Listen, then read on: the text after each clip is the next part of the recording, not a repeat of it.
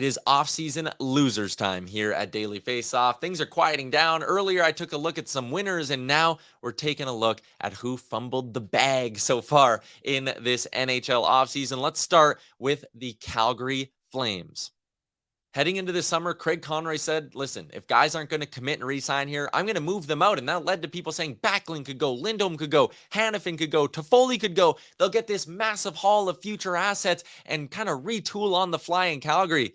Toffoli went. They got Sharon Govich with him, who's a fine player, but then they signed him to a 2-year deal that walks him right to unrestricted free agency. They've held on to everyone else so far, and they haven't added anything. So I'm sitting here looking at a Calgary Flames roster that looks worse than it did last year when it missed the playoffs and doesn't have a stockpile of future assets that I thought they could have gotten. Second on my list of losers is actually the Vancouver Canucks. You go, you bite the bullet, you buy out Oliver Ekman-Larsson. You give yourself some cap space to address some needs, but then you spend that money on Ian Cole, Carson Soucy, and Teddy Bluger. I like the Carson Soucy deal, but he's a 4-5 defenseman at this point. Ian Cole is a third-pairing defenseman. Teddy Bluger is a fourth-line winger, and you gave him $1.9 million.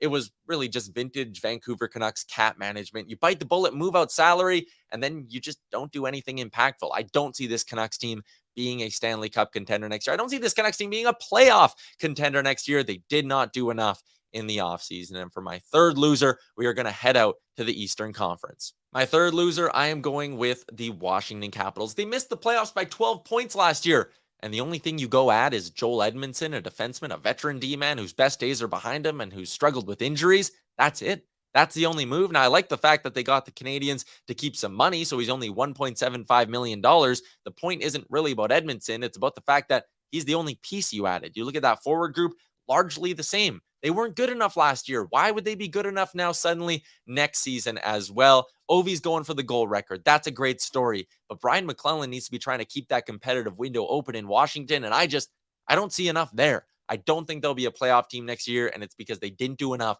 to shake up what's going on with that core in Washington. I was expecting a Kuznetsov trade to free up some money, then maybe a big free agent ad. They didn't do any of that. So Brian McClellan, Washington Capitals, you are firmly in my losers category for this NHL offseason. Coming up next year on the Daily Faceoff YouTube, we're counting down 10 storylines we're taking a look at for next season as well. So make sure you stay tuned to that. All of it brought to you by our friends at Patano.